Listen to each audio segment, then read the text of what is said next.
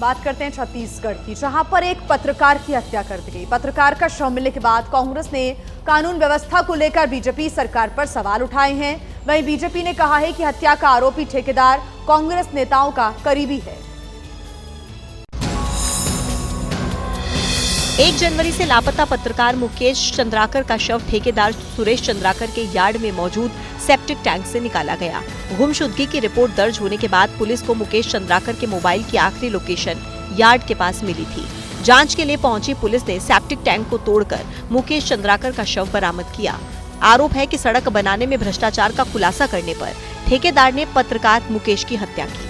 Investigation अभी चल रहा है और मैं बहुत ही जल्दी इसमें हमें सफलता मिलेगी और जो हत्या के जो पीछे हैं जो लोग हैं उनको हम गिरफ्तार करेंगे। इस सनसनीखेज हत्याकांड को लेकर कांग्रेस बीजेपी सरकार पर सवाल उठा रही है। कांग्रेस ने एक्स पर पोस्ट करके कहा कि बीजेपी के जंगल राज में कोई सुरक्षित नहीं है, कानून व्यवस्था पूरी तरह ध्वस्त है।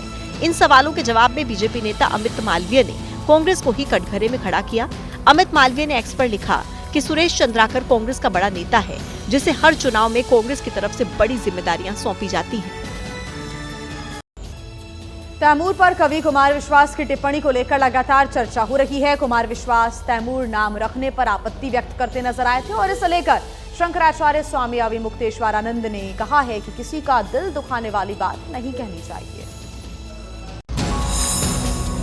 और अब अगर इसे हीरो बनाओगे तो इसे खलनायक तक नहीं बनने देंगे, ध्यान रखना। हम कुमार विश्वास ने नाम नहीं लिया, लेकिन चर्चा शुरू हो गई। क्या उनका इशारा करीना कपूर और सैफ अली खान की तरफ था? करीना और सैफ के बेटे का नाम तैमूर है और इसी नाम को लेकर कुमार विश्वास ने सवाल उठाए।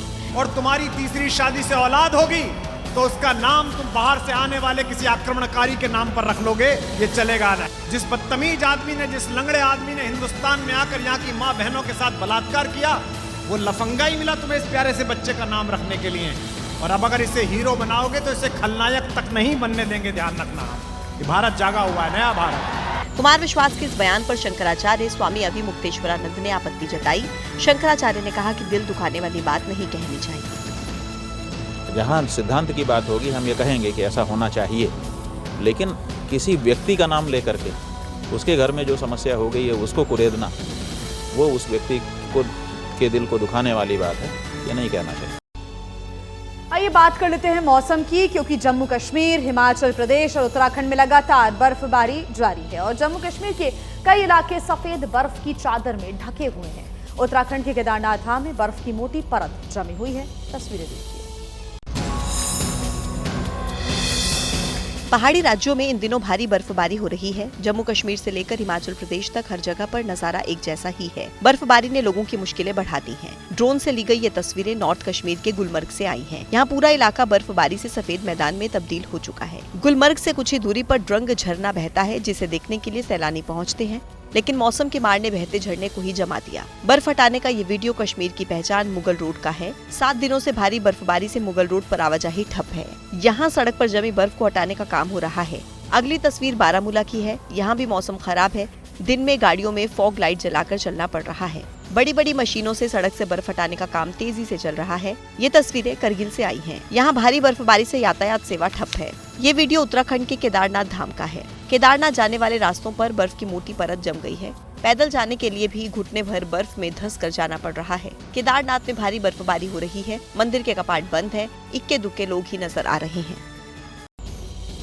तो पहाड़ों पर भारी बर्फबारी से मैदानी इलाकों में ठंड काफी बढ़ गई है। मौसम विभाग ने कई राज्यों में शीतलहर का अलर्ट भी जारी किया है। दिल्ली में ठंड के साथ ही धुंध का भी कहर देखने को मिल रहा है। जनवरी के पहले हफ्ते में ही दिल्ली धुंध के आगोश में खो गई है। धुंध के कारण विजिबिलिटी बेहद कम हो गई है, जिससे लोगों को भारी परेशानी हुई। मौसम विभाग ने दिल्ली एनसीआर में बारिश, कोहरे और शीतलहर का येलो अलर्ट जारी किया। घने कोहरे के कारण कई ट्रेन लेट हो गई हैं। साथ ही एयर ट्रैफिक पर भी इसका असर पड़ा है। धुंध के साथ ही दिल्ली में तापमान भी गिरा है। इससे नाइट शेल्टर में रहने वाले लोग परेशान हो रहे हैं। पिछले 1.5 घंटे से यहाँ पर बैठे हुए हैं कि ये कोहरा जाए और हम जाएं यहाँ से। हर जगह कोहरा ही कोहरा है, पूरे ब्रज के अंदर कोहरा ही कोहरा हो। मौसम विभाग ने मध्य प्रदेश के ज्यादातर जिलों, राजस्थान के नॉर्थ इलाके, यूपी के कई जिलों को लेकर भी येलो अलर्ट जारी किया।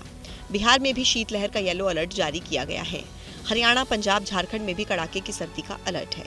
सारी ट्रेनें बहुत लेट हैं। हम जा रहे हैं ग्वालियर, जो ट्रेन गोंडवाना है वो कम से कम 7 घंटे लेट है। आज तो बहुत भयंकर कोहरा है और इस सीजन का सबसे भयंकर कोहरा लग रहा है मुझे तो। बढ़ती सर्दी को देखते हुए लखनऊ में 4 जनवरी से 11 जनवरी तक क्लास 8वीं तक के स्कूल बंद रहेंगे। साथ ही 9वीं से 12वीं तक की कक्षाएं ऑनलाइन चलाने की व्यवस्था करने को कहा गया है।